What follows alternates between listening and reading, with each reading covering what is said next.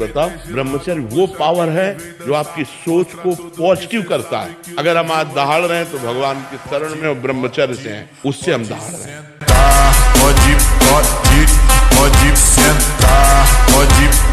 17 साल के हैं, कितना भजन करता हूँ और उसके बाद फिर वहीं गिर जाता हूँ महाराज जी। तो आप तो अभी 17 वर्ष के हो, आप हितधाम में 70 वर्ष के बूढ़े थे और उन्होंने खड़े होकर के सभा में कहा था मैं आज तक छुटकारा नहीं पाया। तो सबसे गलतियां हो जाती है, पर सबको सुधार के लिए हमें आगे बढ़ना चाहिए। हम कह रहे 10 वर्ष निकल गए गलती में, लेकिन अब हमारी 10 श्वासें बची है। हम 10 श्वासें ठीक कर ले तो हम ठीक कर लेंगे। विरक्त किससे हुए हैं और किससे होना चाहिए, विचार करो। अगर शरीर राग है तो किससे विरक्त हुए? अगर भोगों से राग है तो किससे विरक्त हुए? शरीर संबंधी परिचय में है, अपने हैं, तो फिर वैराग्य किसे कहते हैं? राग रहित किससे हुए? किससे? कपड़े से। भाई कपड़ा परिवर्तन हो गया तो हम बैरागी हो गए क्या? बोले कोई भी अपने स्वरूप की तरफ नहीं देखा, कोई बिरला ऐसा जो अंतर्मुख होने बाहर ही भटक रहा है। उसने ये बोला, उसने ये किया, वो बड़ा अच्छा है, वो बुरा है, ये लाभप्रद है, ये हानिप्रद है, ये अच्छा है, बुरा है। तो कह रहे जहां जहां तृष्णा जाए वहीं वहीं तुम्हारा बंधन है। ये देख ले, ये सुन ले, ये भोग ले, ये तुम्हारा बंधन है और ये तुम ही ने स्वीकार किया है, तो तुम ही को अस्वीकार करना पड़ेगा। दूसरा कोई आके अस्वीकार थोड़ी करेगा, दूसरा तुम्हें बताएगा। अस्वीकार या स्वीकार तुम्हें करना होगा। इसलिए भगवान ने कहा अपने आप से आप अपना उद्धार कीजिए, अपने आप से। क्योंकि शास्त्र संत गुरुदेव आपको उपदेश करेंगे, लेकिन स्वीकृति आपकी। अगर स्वीकृति नहीं तो कुछ नहीं होने वाला, चाहे 20 वर्ष बैठे रहो, स्वीकृति से होता है।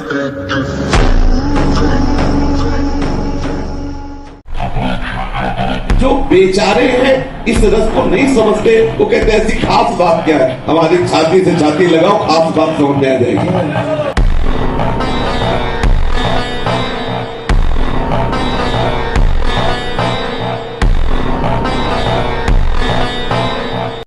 है आपको बताएं, हम जब बचपन में थे तो हमारे बुजुर्ग ने हमको सिखाया था, बांध लंगोटा बचा के इंद्री कभी न देखा पर नारी, धर्म के टुकड़े खाकर भैया चढ़ी बदन पे तैयारी। बांध लंगोटा बचा के इंद्री, ब्रह्मचर्य।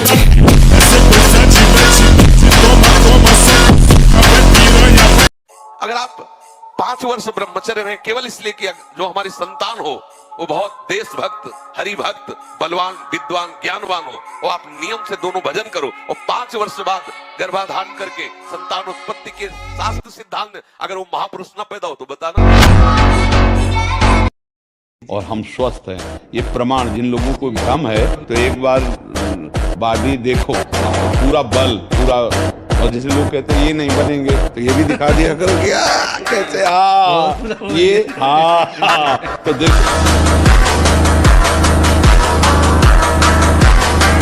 ब्रह्मचर्य का विमल प्रताप प्रकट होता है, वीरवान बलवान होता है, विद्वान होता है। ब्रह्मचर्य में अलौकिक अमानुषिक शक्ति जागृत हो जाती है। उसकी शक्ति के सामने संसार को आश्चर्य असंभव जान पड़ता है।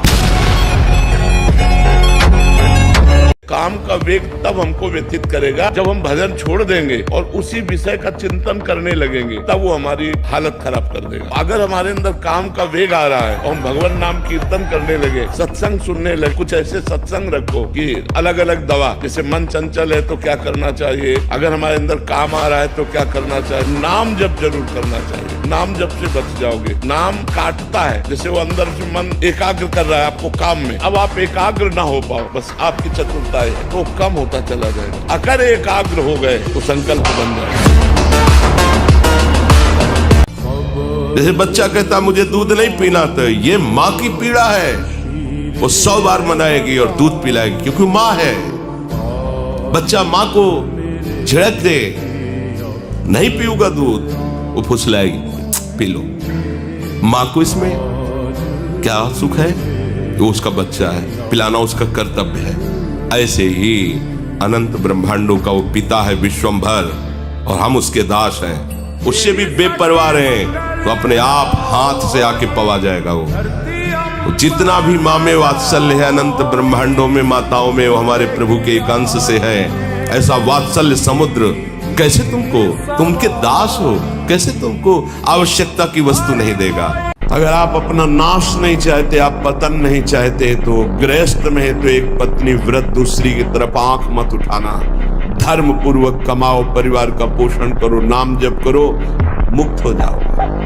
अगर भगवान के मार्ग में चले हो तो ये मत समझो कि तुम्हारी तरफ मुस्कुरा कर कोई तुम्हें प्यार कर रहा है। नहीं, मुस्कुरा कर तुम्हें फांसी पे चढ़ाने का विधान बनाया जा रहा है। हमारी हृदय की बात को समझ लेना। ये मत सोचो कि तुम कहीं से झांक कर देख रहे हो, तुम्हारी तरफ कोई देख रहा, मुस्कुरा दिया मतलब तुम्हारे नाश के लिए बाण संधान हो चुका है होश में। इसे तुम प्यार मत समझना। अभ्यास गलत किया है।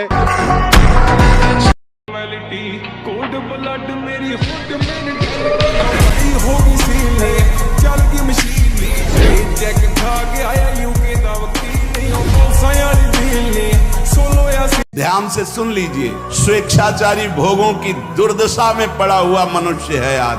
जो ब्रह्मचर्यहीन है, मनमानी आचरण करता है। ध्यान से सुनो, पहला लक्षण अशांत, दूसरा कहीं मन न लगना, अस्थिर चित्त, तीसरा अस्वस्थ, चौथा मलिन स्वभाव, सदा के लिए भय का डेरा पड़ जाना अंदर। इंद्रियों का जो असंयम है वो हर तरह से मनुष्य को नष्ट कर देता है।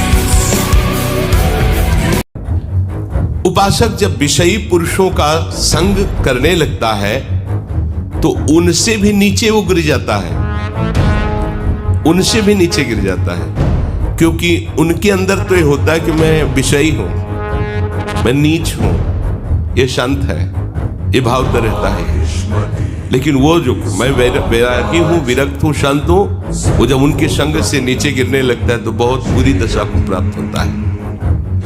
हमें प्रभु के मार्ग में आगे बढ़ना है।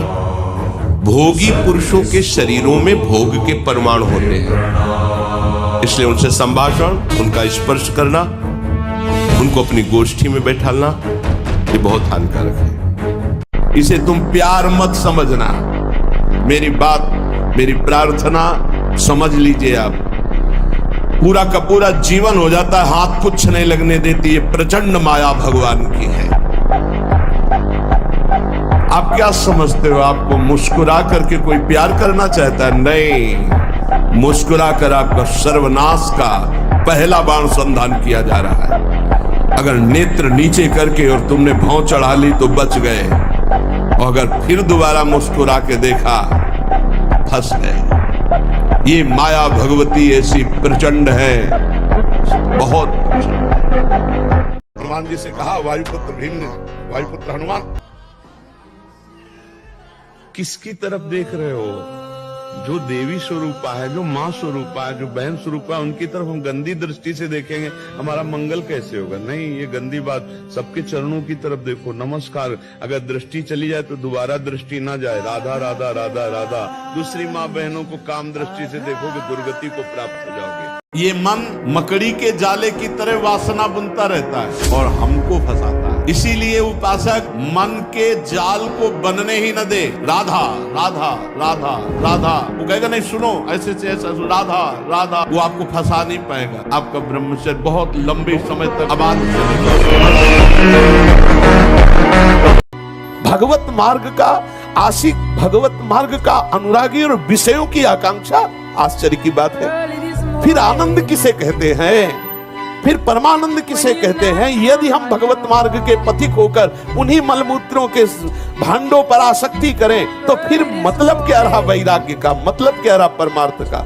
ये धोखे का जीवन नहीं, ये डुप्लीकेट जीवन बिल्कुल नहीं जीना चाहिए। लड़ना चाहिए आराध्य देव से।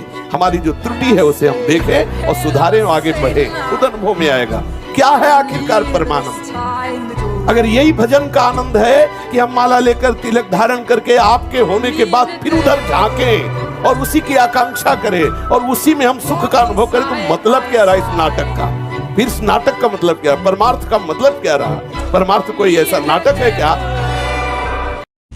महाराज ऐसे तो फट गया अखाड़ा, हम में से गिर गए तो तालियां बज गई। एक छलांग में ऊपर हनुमान जी की तरह, और ऐसे किया था। कोई नहीं, ब्रह्मचारी के आगे कौन? ब्रह्मचर्य ही महान बल और महान तप है।